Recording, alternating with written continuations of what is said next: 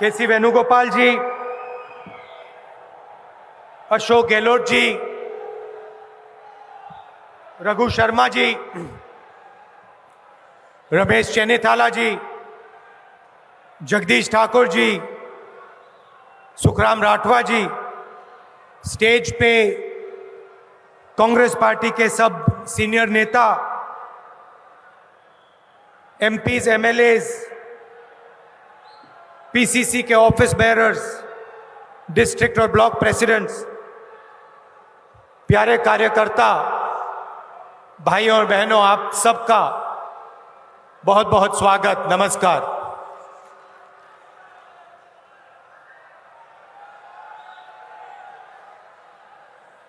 Press के हमारे मित्रों, आपका भी यहां स्वागत।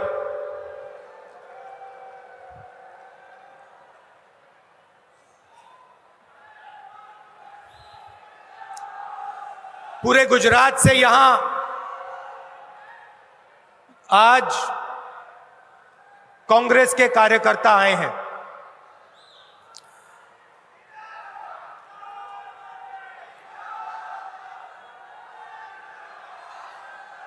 मतलब पूरे गुजरात से, गुजरात के हर कोने से, हर गांव से, हर बूथ से हजारों बब्बर शेर यहां आज आए हैं।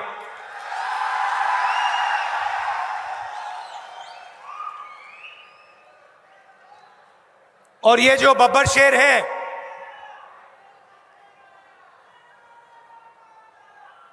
ये एक विचारधारा के लिए लड़ते हैं। ये आम बब्बर शेर नहीं है कि किसी भी चीज के लिए लड़ जाएं। ये विचारधारा की लड़ाई लड़ते हैं। और मैं जानता हूं कि यहां गुजरात में 25 साल से आप क्या सह रहे हो, मैं समझता हूं। आपकी लड़ाई एक राजनीतिक पार्टी से नहीं है।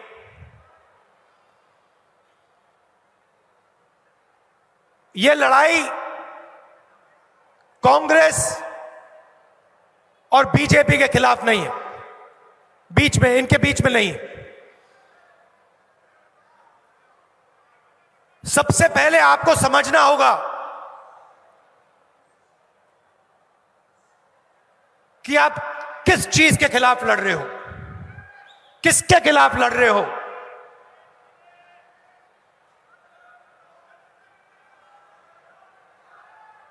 देखिए,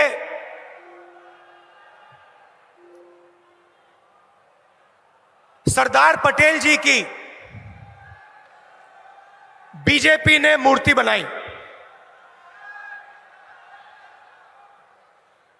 सरदार पटेल जी की दुनिया में सबसे बड़ी मूर्ति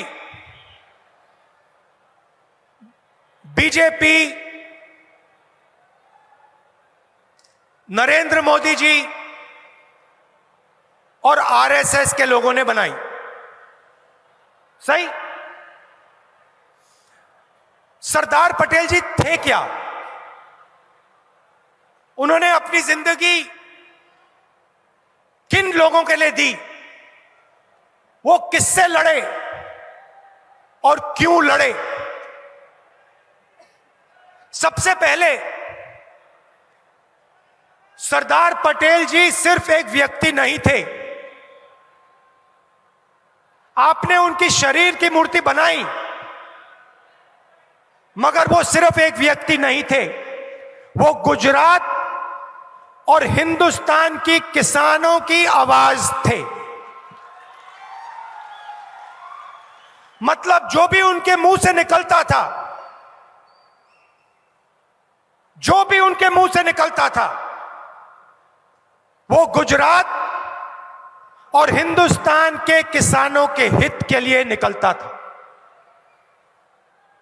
अगर आप सरदार पटेल जी को पढ़ोगे, उनके भाषण सुनोगे, उन भाषणों में किसानों के खिलाफ उन्होंने अपनी पूरी जिंदगी में एक शब्द नहीं कहा।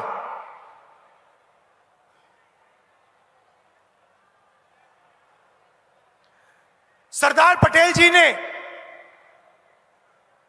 गुजरात के जो इंस्टीट्यूशंस थे, लोकतांत्रिक इंस्टीट्यूशंस, संस्थाएं, उनको खड़ा किया। सरदार पटेल जी के बिना अमूल पैदा नहीं हो सकता। तो बीजेपी एक तरफ सरदार पटेल जी की मूर्ति तैयार करती है, दुनिया में सबसे बड़ी मूर्ति खड़ी कर देती है, और दूसरी तरफ जिस चीज के लिए सरदार पटेल जी जिए और मरे कभी नहीं हो सकता माफ।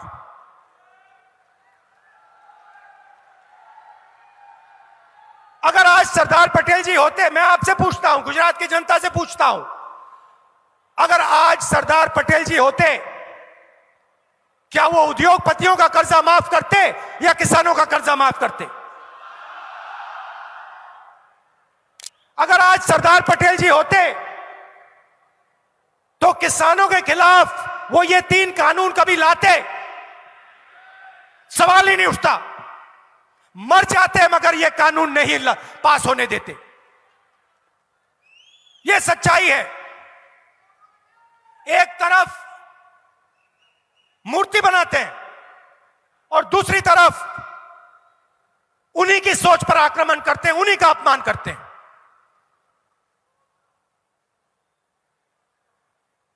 कांग्रेस पार्टी ने छत्तीसगढ़ में, राजस्थान में, मध्य प्रदेश में, पंजाब में, कर्नाटक में किसानों का कर्जा माफ किया।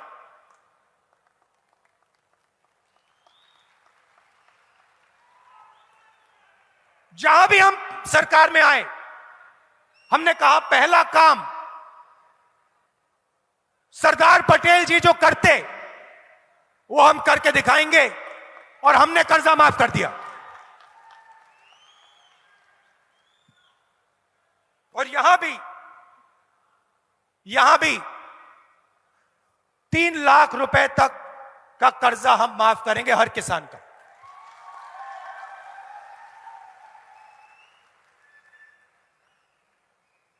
आप देखिए, मैंने आपसे पहले कहा आप लड़ किसके खिलाफ रहे हो। आमतौर से लोकतंत्र में राजनीतिक पार्टियों के बीच में लड़ाई होती है। कांग्रेस और बीजेपी पार्टियों के बीच में होती है, और जो प्रदेश के, देश के जो इंस्टीट्यूशंस होते हैं, संस्थाएं होती हैं, आमतौर से ये न्यूट्रल रहती हैं। ये अंपायर का काम करती हैं। चाहे वो पुलिस हो, इलेक्शन कमीशन हो, मीडिया हो, बाकी जो इंस्टीट्यूशंस होते हैं, संस्थाएं होती हैं, ये एम्पायर का काम करती हैं। मगर गुजरात में जिन संस्थाओं को सरदार पटेल जी ने बनाया, जिन संस्थाओं की नींव सरदार पटेल ने रखी थी, चाहे वो पुलिस हो, चाहे वो मीडिया हो, चाहे वो जुडिशरी हो, चाहे वो विधानसभा हो, इन सब संस्थाओं को बीजेपी ने कैप्चर कर दिया है, कंट्रोल कर दिया है। मतलब यहां पे आप एक राजनीतिक पार्टी से नहीं लड़ रहे हो, यहां पे आप गुजरात का जो प्रदेश है उसकी हर एक संस्था के खिलाफ, मीडिया के खिलाफ, आमतौर से मीडिया ऑपोजिशन के साथ रहता है ना, आमतौर से मीडिया ऑपोजिशन के साथ रहता है।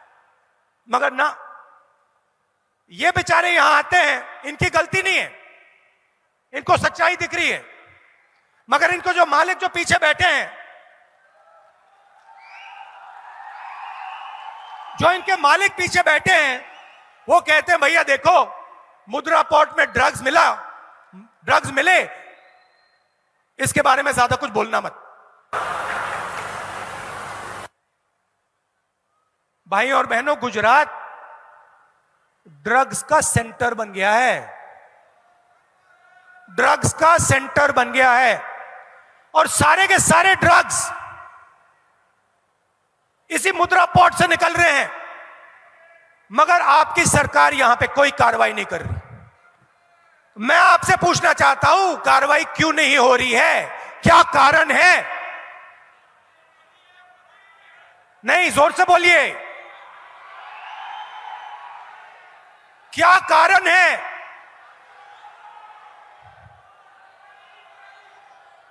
कि हर 2-3 महीने मुद्रा पोर्ट में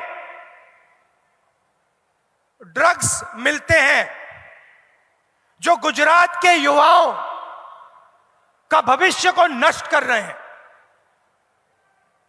खत्म कर रहे हैं, मगर वहां पे कोई एक्शन नहीं लिया जा रहा।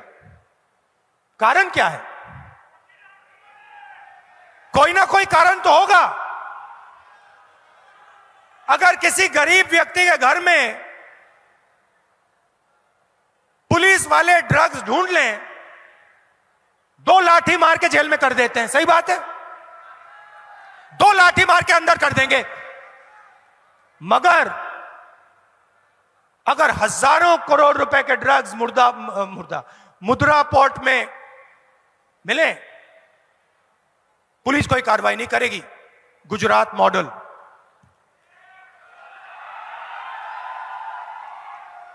गुजरात मॉडल 2-3 उद्योगपतियों का, 3-4 उद्योगपतियों का राज,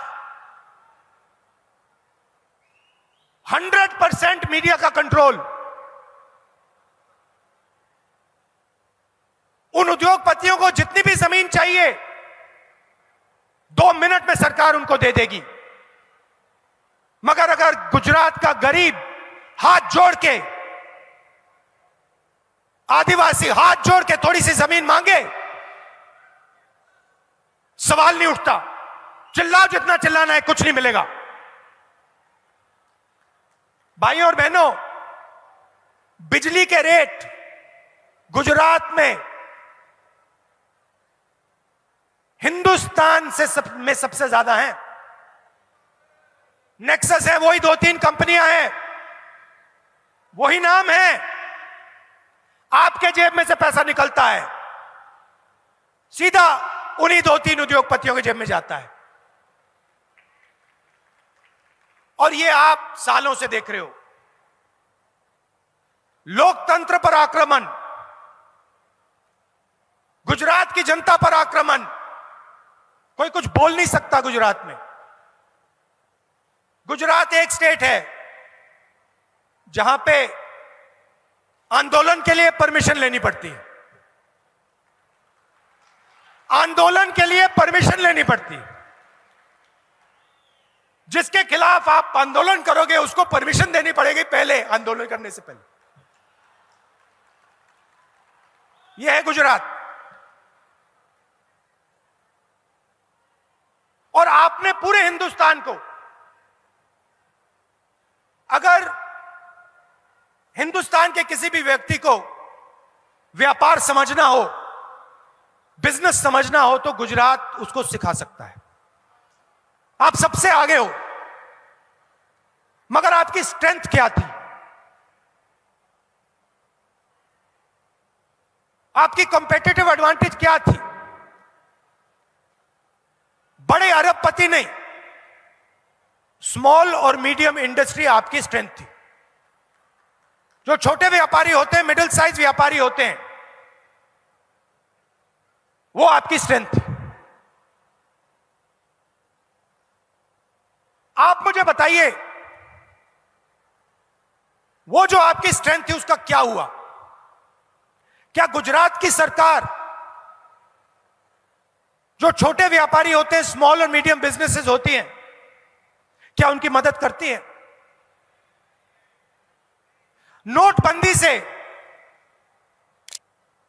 जो छोटे व्यापारी हैं, मिडिल साइज व्यापारी हैं, उनको फायदा हुआ?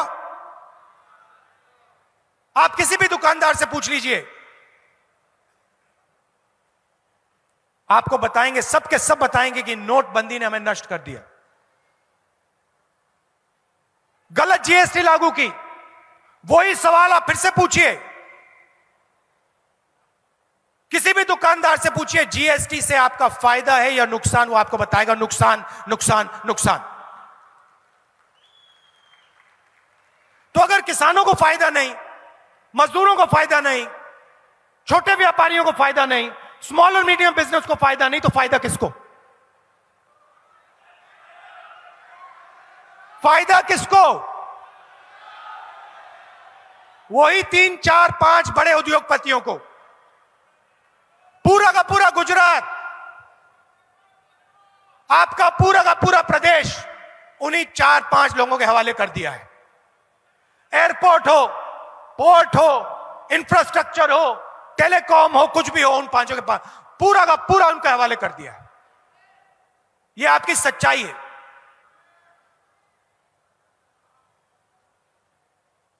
और अगर आप इसके खिलाफ लड़ना चाहो, आंदोलन करना चाहो, तो फिर पहले भैया परमिशन लेना, उन्हीं 3-4 उद्योगपतियों की परमिशन लेना। उससे पहले जनता की आवाज मत उठाना। क्या सरदार पटेल जी ने अंग्रेजों से आंदोलन करने के लिए परमिशन लिया था? क्या सरदार पटेल जी अंग्रेजों के सामने गए और उन्होंने उनसे पूछा कि भैया हमें परमिशन दे दो?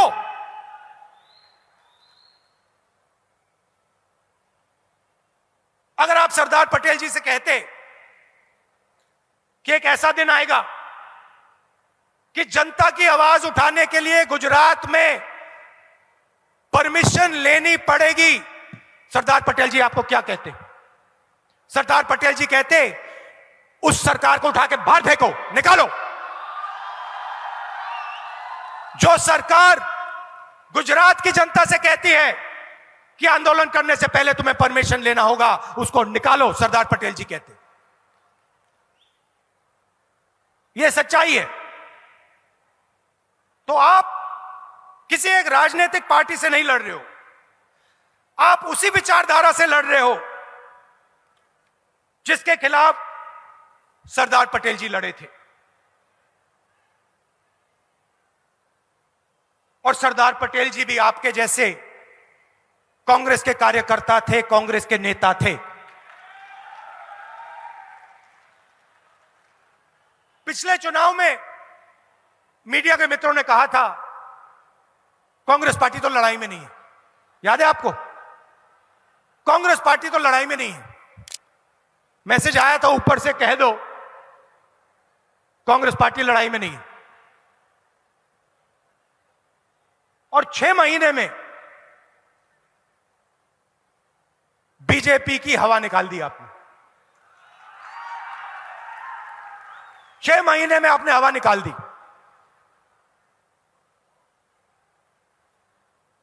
थोड़ी सी कमी रही, मगर आप बब्बर शेर जैसे लड़े, एक साथ खड़े हो गए, विचारधारा के लिए लड़े, गुजरात के किसानों के लिए लड़े, व्यापारियों के लिए, स्मॉल और मीडियम बिजनेस वालों के लिए, युवाओं के लिए।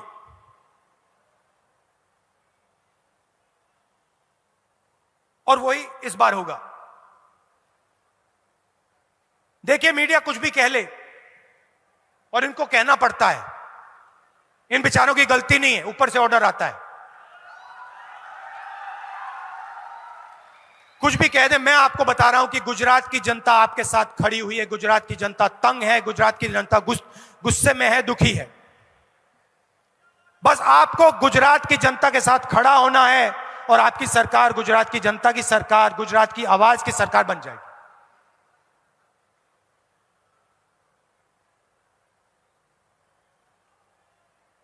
सरकार बनने के बाद गुजरात की जनता के लिए कांग्रेस पार्टी क्या करेगी? पहले मैंने कहा किसानों का कर्जा माफ करेगी 3 लाख रुपए का। पहला काम। दूसरा काम, आपको याद होगा कोविड आया था, याद है? भूल गए? याद है ना? आपको मालूम है गुजरात में कितने लोगों की मृत्यु हुई?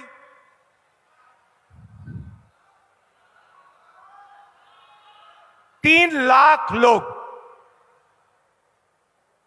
3 लाख लोगों की मृत्यु हुई।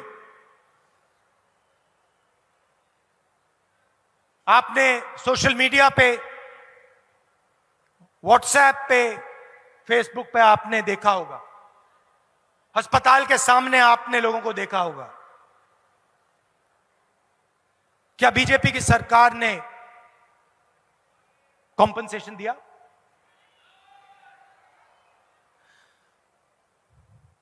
सरदार पटेल जी की इन्होंने मूर्ति बनाई।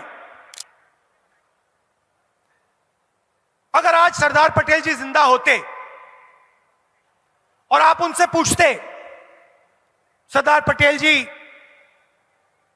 गुजरात में 3 लाख लोग कोविड के शिकार हुए, क्या उनको कॉम्पनसेशन, उनके परिवारों को कॉम्पनसेशन दिया जाना चाहिए, हां या ना? सरदार पटेल जी क्या कहते? क्या सरदार पटेल जी कहते नहीं देना है कॉम्पनसेशन? सवाल नहीं उठता। तो जो सरदार पटेल जी कहते वो कांग्रेस पार्टी करेगी, 4 लाख रुपए कॉम्पनसेशन हर व्यक्ति को देगी।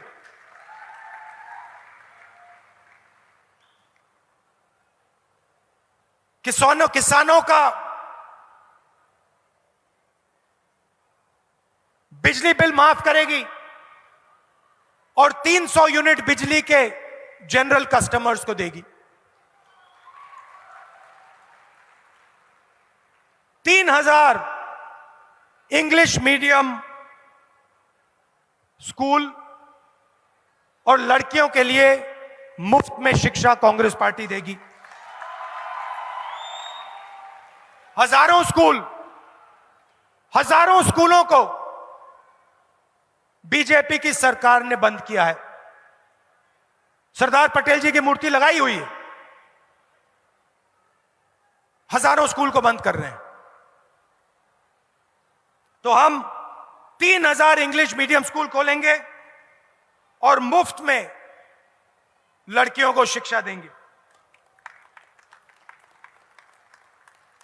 और जो मिल्क प्रोड्यूसर्स हैं उनको 5 रुपए की सब्सिडी, और गैस सिलेंडर जो आज 1000 रुपए का है वो हम 500 रुपए में देंगे।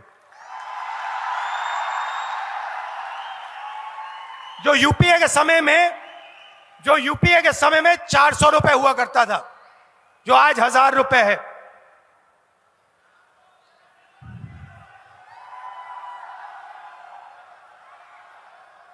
और सबसे बड़ी चीज जिससे मैं खत्म करना चाहता हूं,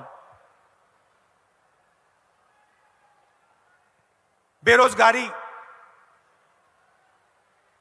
और महंगाई। मैंने आपसे कहा कि बीजेपी की पॉलिसीज ने, नोटबंदी ने, जीएसटी ने जो स्मॉल और मीडियम बिजनेसेस हैं, छोटे व्यापारी हैं, उनकी रीढ़ की हड्डी तोड़ दी है। भाई और बहनों, सच्चाई यह है कि 2-3 अरबपति इस प्रदेश को रोजगार नहीं दे सकते हैं। रोजगार कौन देता है?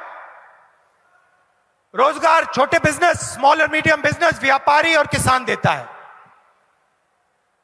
और जब तक इनकी सरकार नहीं बनेगी, जब तक किसानों की, छोटे व्यापारियों की, स्मॉल और मीडियम बिजनेस वालों की सरकार नहीं बनेगी, जो सरकार उनकी पूरी मदद करे, तब तक इस प्रदेश में रोजगार पैदा नहीं हो सकता है। आप जितनी भी कोशिश कर लीजिए, अगर स्मॉल और मीडियम इंडस्ट्री मजबूत नहीं हुई गुजरात में, यहां पे रोजगार पैदा नहीं हो सकता। अगर बैंक के दरवाजे किसानों के लिए, स्मॉल और मीडियम बिजनेसेस के लिए, डायमंड इंडस्ट्री के लिए, टेक्सटाइल इंडस्ट्री के लिए नहीं खुले, तो यहां पे रोजगार पैदा नहीं हो सकता है। और गुजरात के जो युवा हैं भटकते फिरेंगे मगर उनको रोजगार नहीं मिलेगा। और कांग्रेस पार्टी का फोकस उन युवाओं को रोजगार देने पर होगा। पूरा का पूरा फोकस हम गुजरात के युवाओं को रोजगार देने में लगा देंगे और 10 लाख युवाओं को हम रोजगार देंगे।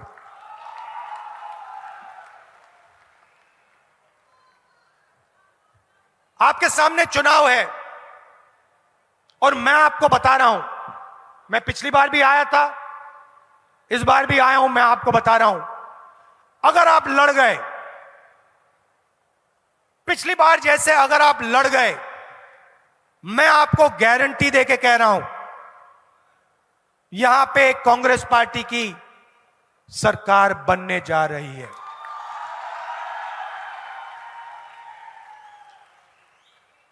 आप देखिए पिछले 5 साल में कितना भ्रष्टाचार हुआ है। आमतौर से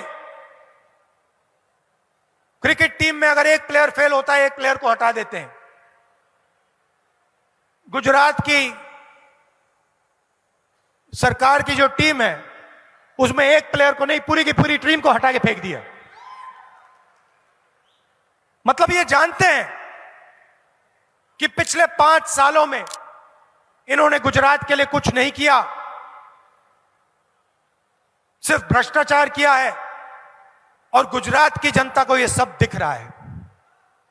तो आप लड़ जाइए, मैं आपके साथ हूं, आप लड़ जाइए और मैं आपको गारंटी कह के बता रहा हूं, अगर आप लड़ गए, अगर आप कांग्रेस पार्टी की विचारधारा के लिए लड़ गए, अगर आप किसानों की आवाज के लिए, मजदूरों की आवाज के लिए, आम जनता की आवाज के लिए लड़ गए, मैं आपको गारंटी करके कह रहा हूं कांग्रेस पार्टी का कार्यकर्ता जीत जाएगा। आप हमारी शक्ति हो, आप हमारी रीढ़ की हड्डी हो और मैं दिल से आपका धन्यवाद करना चाहता हूं कि आप कांग्रेस पार्टी का झंडा उठाते हो, कांग्रेस पार्टी की विचारधारा के लिए लड़ते हो और गुजरात में आपने बहुत बहुत मुश्किल सही है। मैं समझता हूं, दम लगा के लड़िए, गुजरात में कांग्रेस पार्टी को जिताइए, गुजरात की जनता की और अपनी सरकार बनाइए। बहुत बहुत धन्यवाद, नमस्कार, जय हिंद।